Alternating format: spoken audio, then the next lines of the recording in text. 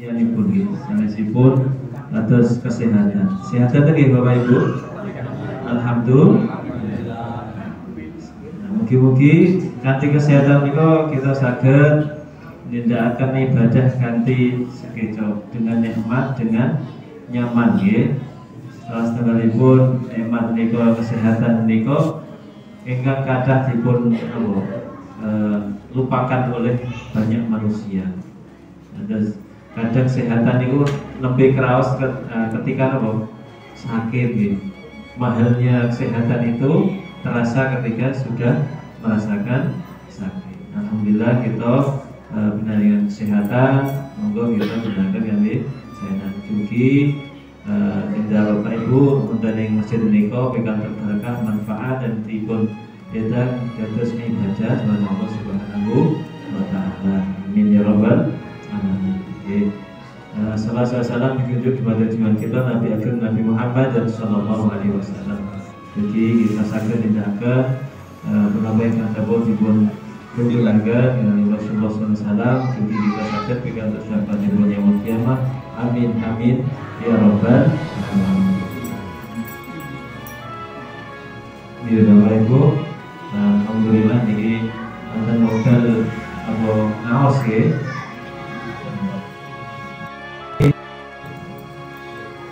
Wonten beberapa ayat ya, setunggalipun memberikan kabar gembira ya. Kabar gembira ya, diberikan kepada orang-orang yang mukmin. Orang-orang mukmin. Nah, orang mukmin ini diberikan kabar gembira gitu niko dalam surat Al-Mu'minun, yaitu diawali dengan qad aflahal mu'minun. Qad aflahal mu'minun. Terus dipun beri kabar gembira, sungguh orang-orang yang mukmin itu beruntung. Apa Bu? Beruntung. Terus kita dalam kehidupan sehari-hari mesti pengen jadi orang-orang yang beruntung. Oke, lagi. Meskipun misalnya berdagang, kalau jual tong, masa pengen rugi, wonten Bu? Wonten Pak? Wonten nggih? Semua pengennya untung. Tapi dalam Quran ditegaskan, bukan yang jualan, bukan yang punya bisnis, punya usaha yang beruntung. Yang beruntung hanyalah orang-orang yang beriman. Ketinggalan saya untungnya bermiliar-miliar, gitu. Wonten yang satu orang punya triliunan. Nah, triliunan ini gini apa? Jadi keturunan gitu bukan cekal. Jadi apa gitu? Tapi gawat tadi. Maka nikulan. Bukan orang itu yang beruntung. Punya perusahaan besar cabangnya dan putih-putih boten niku. Tapi yang beruntung itu disebutkan dalam Al-Qur'an itu aflahal mu'minun. Jadi orang yang beruntung itulah orang-orang yang atau kan napa niku pengusaha-pengusaha luar negeri mereka saged produksi elektronik, mobil dan sebagainya. Tapi kalau tidak beriman atau orang yang suka memberi tapi tidak beriman bagaimana? Sia-sia. Kuncinya adalah beriman kepada Allah Subhanahu wa taala. Maka beruntunglah orang-orang yang beriman. Nah, tanda-tandanya atau bagaimana orang beriman? Terus Quran mereka jelas. Oh, beruntung orang yang beriman. Lah, tandanya atau caranya kita biar beriman itu contohnya berikut. Caranya biar kita tandanya kita punya iman yang kuat ini pun jadi orang yang beriman ini pun Al-Mu'minun ayat 2 menyebutkan alladzina hum fi sholatihim khashi'un. Monggo sareng-sareng. Alladzina hum fi sholatihim khashi'un. Alladzina hum monggo alladzina hum fi sholatihim khashi'un. Alladzina orang-orang yang hum mereka fi sholatihim dalam sholatnya. Alhamdulillah niki kita selesai sholat nggih. Khasyi'un. Napa? Khusyuk nggih. Merasakan khusyuknya dalam mengerjakan sholat. Tanda-tandanya khusyuk ini apa Bapak? Tanda-tandanya khusyuk apa? Napa fokus. Tapi saya enten mikir-mikir napa enten. Lewat lebat-lebat. Pikir jangan. Maka banyak yang ulama itu salah satunya menyebutkan bahwa salah satu ini sudah banyak ulama mempraktekkan itu, salah satu untuk khusyuk itu salah satunya dengan mengatur nafas. Dengan apa Bapak? Mengatur nafas. Mengatur nafas itu bisa meningkatkan khusyuknya sholat. Jadi ketika kita membaca sesuatu ada nafasnya, kita berhenti untuk bernafas untuk mulai lagi membaca sesuatu, membaca bacaan sholat gitu. Itu satu demi satu bacaan sholat dipahami. Lebih baik bisa memahami, jadi bisa memaknai bahwa di depan kita sedang menghadap Allah Subhanahu wa Ta'ala. Dan itu khusyuk. Jadi dengan khusyuk ini menjadi ciri atau tanda-tanda orang yang beriman. Kados niki memang sholat menika menjadi penentu, penentu kita itu dekat dengan Allah atau tidak. Ketika kita menghadapi masalah, larinya kemana? Seorang yang beriman itu larinya dengan sholat, berharap pertolongan kepada Allah. Jadi sholat menika bukan sekedar mengerjakan kewajiban. Waktu ini subuh, waktu ini zuhur dan sebagainya. Tapi disitulah kita bermunajat kepada Allah, ya. Niku berharap dengan sholat itu kita bermunajat kepada Allah, mendekatkan diri kepada Allah, sehingga nanti harapan-harapan yang mungkin ada yang belum tercapai atau kita ingin harapkan itu dimudahkan oleh Allah Subhanahu wa Ta'ala. Maka di waktu-waktunya sudah ditentukan sholat pun antar waktu-waktu nih.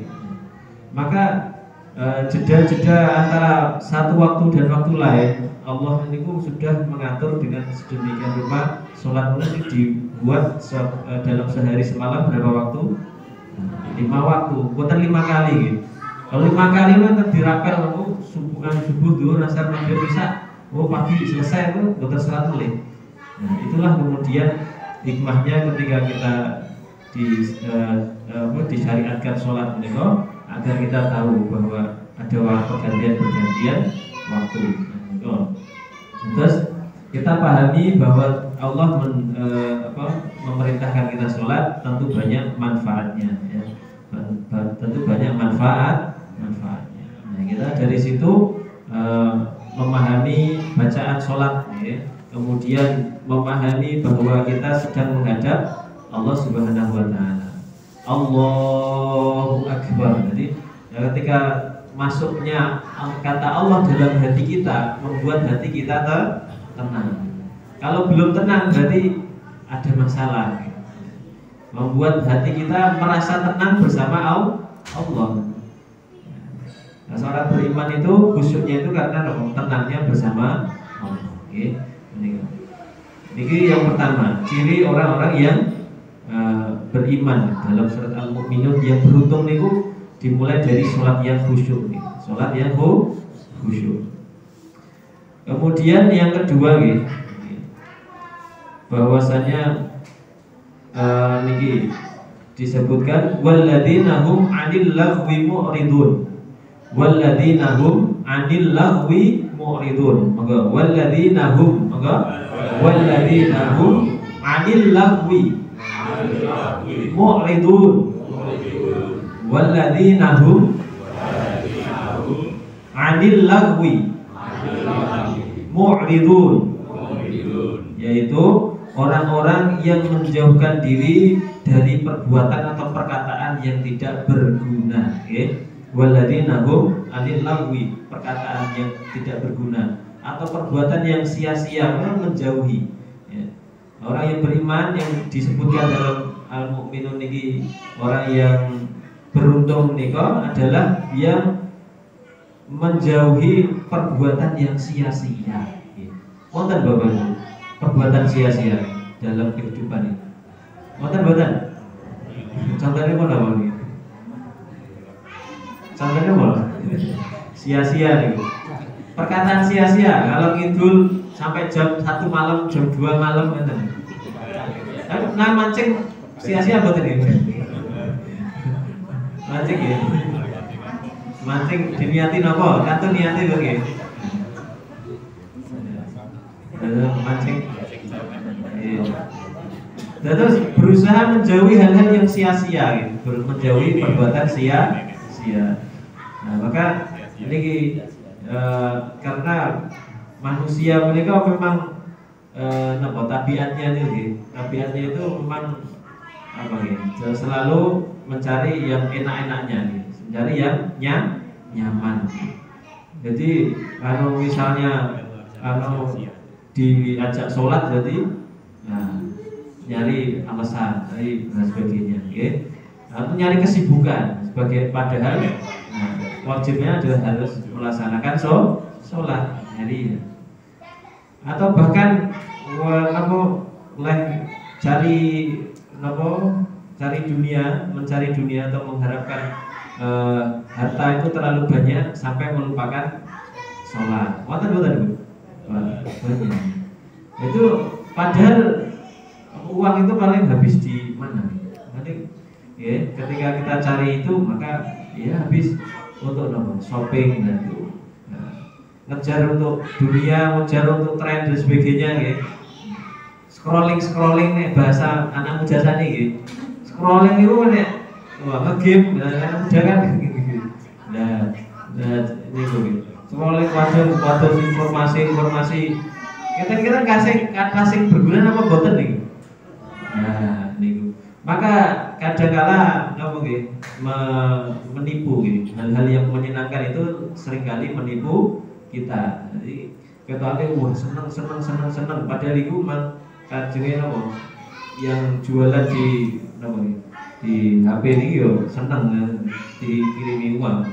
Atau misalnya hal-hal yang tampil itu ben seneng. Kelihatan terhibur gitu, ben seneng nonton ini guyu kan gitu. Ini sih lucu guyu. Tapi kita harus pahami bahwa itu memberi manfaat atau tidak. Jadi kalau sia-sia berarti bukan perbuatan orang-orang yang beriman. Menjauhi, lebih mencari sesuatu yang bermanfaat. Jadi ini ciri orang yang beriman. Jadi hal-hal yang kecil ini kemauan kita berusaha menjauhi hal-hal yang tidak berguna atau sia-sia, baik perkataan maupun perbuatan. Kadang perkataan bla bla bla bla bla tapi buatan enten maknanya. Bahkan seringkali juga banyak yang omongannya itu justru menyakiti saudaranya. Jadi yang sia-sia saja tidak boleh, apalagi mendolimi orang lain.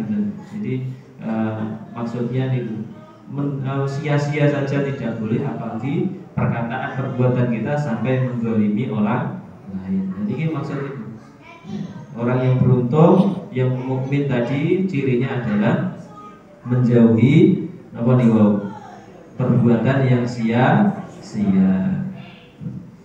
Lajengipun Mas kawan nggih punika walladzina hum lizzakati fa'ilun.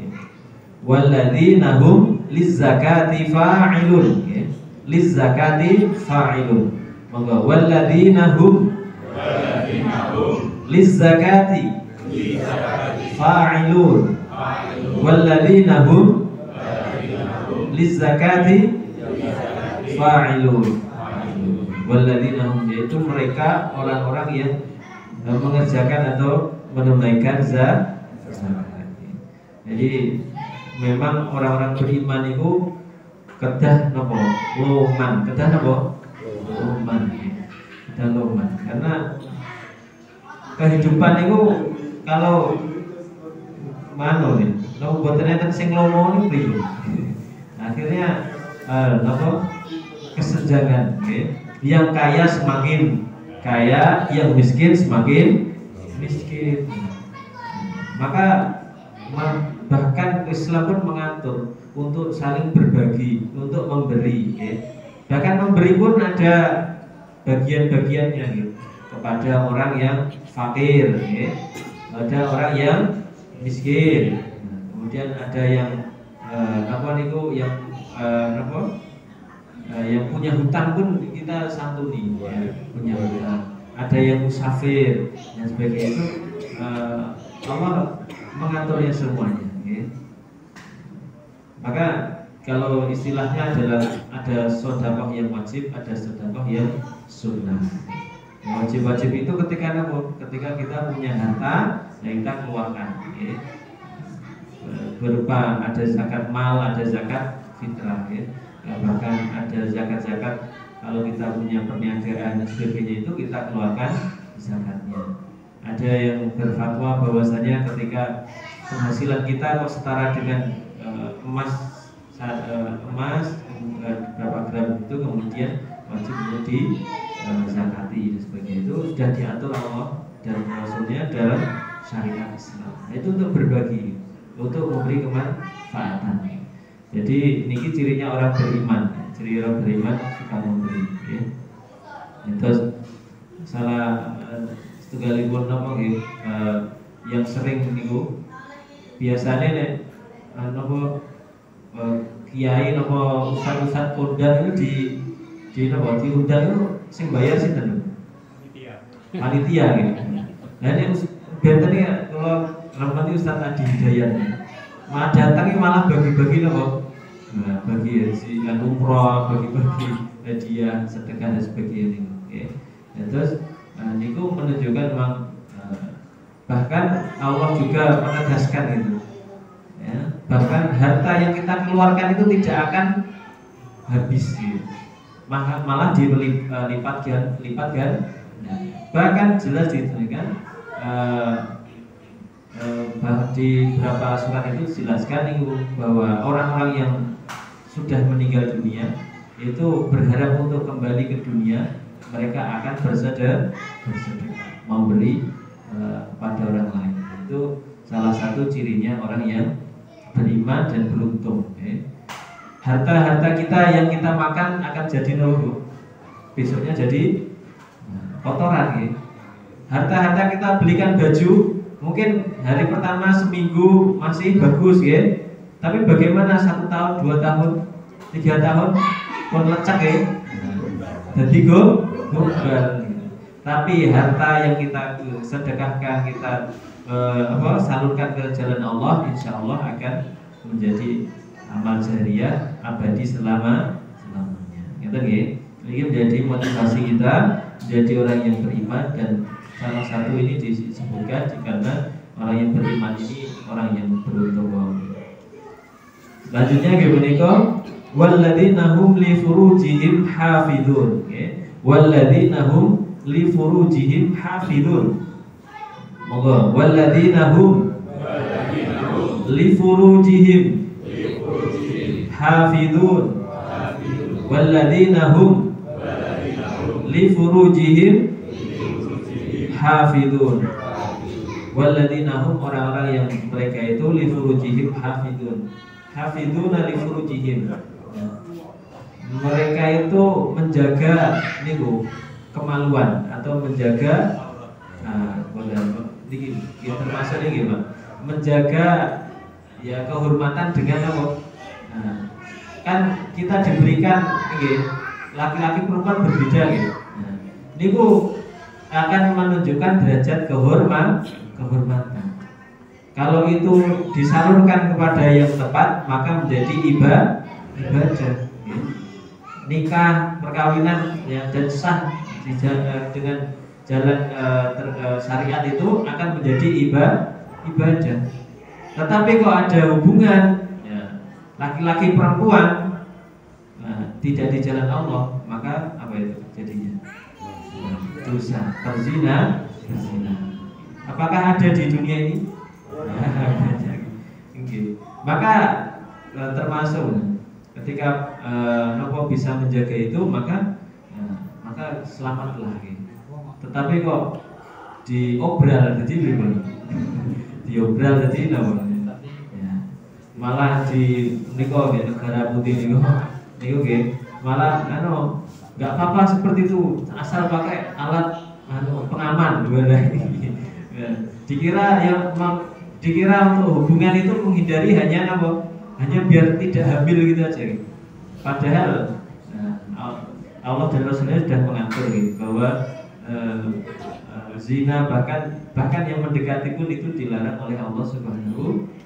Maka derajat kehormatan itu salah satunya dari kita menjaga yang beda dari laki-laki perempuan, yang itu kemudian dengan jalan sesuai syariat, kita dengan nikah dengan pernikahan sesuai syariat Islam itu menjadi ibadah. Ya. Tetapi sebaliknya ketika itu diumbar dan kemudian diobral tidak ada harganya, maka apa bedanya manusia dan itu? Maka kita berharap kita bisa menjaga menikah dari kita, keluarga kita semuanya bisa menjaga. Jadi kita termasuk ciri-ciri orang yang beriman, menjaga, menjaga. Kadang-kadang lagi buatan masalah menjaga dengan lawan jenis ini. Dan ini memahami dari ini apa? Sing sesama jenis ini. LGBT dan sebagainya ini mungkin masalah juga ini. Maka itu semoga dijauhkan dari hal tersebut ini. Karena memang sejarahnya kita tahu ya, hal-hal seperti itu akan mendatangkan adab dari Allah Subhanahu wa taala. Semoga kita tidak mendapatkan ini peringatan-peringatan yang karena kita atau lingkungan kita seperti itu. Lingkungan kita diberikan petunjuk Allah untuk apa? Oh, kalau berhubungan silahkan dengan cara Islam, silahkan nikah, silahkan dengan cara Islam, dan dipahamkan bahwa anak-anak itu sudah mulai siap nikah, ya dinikahkan. Gitu. Niki sing anu nggih. Rata-rata pun anu nggih. Pun merasakan sudah melewati masa-masa nikmatnya pengantin muda pun dahulu ya. Niki dados niki pun ibadah yang lama, ibadah yang panjang dalam tuntunan Islam, dalam pernikahan itu. Nah, menjaganya di sini salah satunya dengan pernikahan yang sah, dengan sebaik-baiknya menjaga hubungan antara suami istri, keluarga semua dijaga. Ini menjadi ciri orang yang insya Allah akan mengenal keberuntungan ini. Nah, ini memang kita perlu menjaganya. Nah, maka di sini juga sebutkan menjaga dari siapa yang menjaga itu illa ala azwajihim aw ma malakat aymanuhum fa innahum ghairu malumin. Jadi maka tadi yang dibolehkan itu kepada siapa? Adalah kepada azwaj atau istri-istri atau pasangan-pasangan. Pasangan-pasangan itu kok pasangannya kata atau Pak?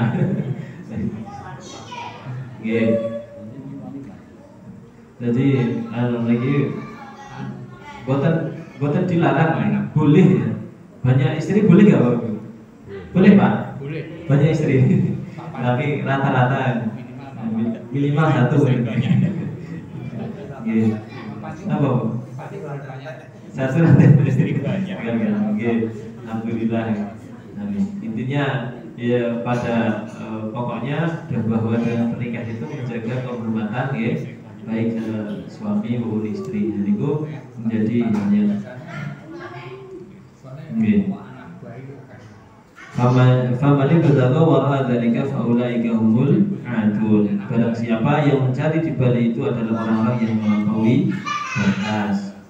Kemudian ciri yang selanjutnya walladzina hum li amanatihim wa ahdihim ra'un. Walladzina hum li amanatihim wa ahdihim ra'un. Walladzina hum li amanatihim wa ahdihim ra'un. Walladzina hum li amanatihim wa ahdihim ra'un. Ra'un atau ra'i itu di sini sebutkan kalau istilah orang itu di bahasa Arab itu kayak angon wedus ini, angon rongon. Jadi kita menjaga amanah. Maksudnya kalau di sini li amanati wa menjaga amanah dan janji, ya, dijaga. Ya. Seperti kita nggak pengen kehilangan hewan peliharaan. Angon itu pengen buatan wedusnya muncul, betul nggih? Nah, kita menjaga amanah itu seperti menjaga hewan-hewan ketika kita angon misalnya, angon itu kita jaga amanah. Dan berdapat amanah kita jaga amanah, okay? Kemudian berjanji kita jaga janjinya, okay? Jadi karena godaannya kata termasuk amanah-amanah. Tapi gih, kok yo rebutan nih? Padahal dados pemimpin, dados misalnya DPR gih, amanahnya besar betul nih. Ageng, amanahnya berat sekali. Tapi rebutan, direwangi bayar-bayar lagi. Padahal amanatnya besar dan setiap yang dijalani amanah itu pasti diminta bertanggung jawaban. Tapi rebutan nih, bergerak bu. Nah, pengennya nyari, nah, jadi duit. Nah, bisnisnya gini gue. Itu mungkin segelintir orang ya. Semoga kebanyakan baik ya. Amin. Memang tujuannya adanya posisi-posisi ini untuk memberikan keadilan bagi seluruh rakyat Indonesia semua gitu. Terus adil, terus kemakmuran bersama. Itu kalau menjalankan amanah. Nah, pertanyaannya apakah sudah amanah atau kita bertanya kepada kita sendiri dengan amanah yang Allah berikan. Nah, misalnya diberikan amanah Allah berupa anak, berupa keluarga, itu amanah semua. Berupa harta, itu amanah semua. Jadi amanah. Jadi diminta tanggung jawabnya. Dipun, terus diurus ke anakmu, diajari opo, dia lah memberi. Bagaimana memberi rezekinya, nyari di mana, diberikan itu halal atau tidak, itu ditanyakan semuanya. Itu bahwasanya kita menjaga amanah. Itu amanah yang diberikan Allah pada kita jalankan, kita lakukan dengan sebaik-baiknya. Ini menjadi salah satu tandanya orang yang amanah. Terus amanah ini membuat hati tenang. Orang yang tidak amanah itu hatinya selalu gelisah. Maka dengan amanah menika hati tenang. Kita diberikan amanah ini dijalankan dengan baik, tenang. Tapi kalau tidak amanah, ya wis, misalnya pejabat buatan amanah, betul apa? Diuber-uber KPK, diuber-uber BPK, itu siapa? Ya, terus dan jadi tidak tenang. Jadi sebenarnya memang dengan orang beriman itu hatinya selalu tenang, karena menjalankan amanah. Amanah kita sebenarnya tidak bisa membuat atau mengatur 100% karena anak kita menjadi nurut seperti ini langsung jadi orang yang baik. Tapi amanah kita itu mendidik, melakukan dan mendidik. Nah, itu kalau kita sudah jalankan, alhamdulillah, jalankan dengan sebaik-baiknya, menjalankan amanah itu, memberikan pendidikan yang baik, memberikan nafkah yang baik, itu sudah menjadi tanggung jawab kita, amanah dari Allah Subhanahu wa Ta'ala. Dan seperti itu kan nanti semua dalam kebaikan. Dari pendidikan yang baik akan melahirkan anak-anak yang solehah. Dari rizki yang baik halal, insya Allah memberikan keberkahan. Ya Allah, tambah gede, tambah nyenengin, betul tambah nyenengin. Ya niku. Kita kita ayo bulanannya ya segini tapi kok kita alhamdulillah kok tentrem ngeten nggih. Dan memang ini kembali lagi dalam sholat menika tadi di awal waladina malah sholat ini khosyi'un itu disebutkan bahwa salah satu hasil orang yang sholat menika mendapat dua, mendapat dua, yaitu kesuksesan dan kebahagiaan yang kemudian disebutkan ketika dalam adzan itu falah. Nah, kesuksesan itu dalam bahasa Arab disebutkan itu kan keberhasilan itu faz, ya. Faiz, kalau ada namanya faiz ya. Nah, faiz itu orang yang sukses, ya. Orang yang sukses. Ada juga yang satunya yang hasil dari sholat itu adalah juga farah atau farah, yaitu farah bahagia, farhan, misalnya ada namanya farhan atau farhan. Nah, itu artinya semoga orang ini mendapat kebahagiaan. Nah, sholat itu menggabungkan duanya. Karena ada orang yang sukses tapi tidak bahagia, orang kaya tapi tidak bahagia, atau ada orang yang bahagia tapi tidak sukses. Maka dengan sholat itu seharusnya membawa kita sukses dan dapat kita kebahagiaan. Kan dengan cara yang benar tadi, khusyuknya, bacaannya, gerakannya itu tadi semua diperhatikan. Sehingga dalam adzan itu disebutkan hayya 'alas sholah, kemudian hayya 'alal falah. Nah, gabungan antara keduanya itu antara fauzan tadi dan dan farhan tadi, ya, itu digabung jadi falah, ya, jadi falah. Maka mendapat keberuntungan itu tadinya. Maka jalan pembukanya dari sholat ini. Jadi semua tadi mendapatkan itu semua jalannya sebenarnya dari jalan sholat, dan dengan berbagai. Jadi masih banyak itu. Ada beberapa lagi yang lain, tapi mungkin bisa dilanjutkan di lain waktu, ya. Ini kita sudah dapat tanda-tanda orang yang beriman yang akan mendapat keberuntungan ini, okay. Yang pertama alladzina hum 'ala sholatihim khosyi'un, orang yang khusyuk dalam sholatnya. Terus yang kedua walladzina hum 'anil lagwi mu'ridun, menghindari perbuatan yang sia-sia. Yang ketiga walladzina hum lizakati fa'ilun, yaitu menunaikan zakat. Walladzina hum li furujihim hafidun, jadi menjaga kemaluan atau menjaga kehormatan, ya. Illa ala azwajihim aw malakat aymanuhum, kecuali pada siapa tadi? Pada istri-istrinya atau pasangannya. Faman ibtagha wara'a dzalika faulaika humul adun. Itu yang tidak menjaga itu ada orang-orang yang tercela.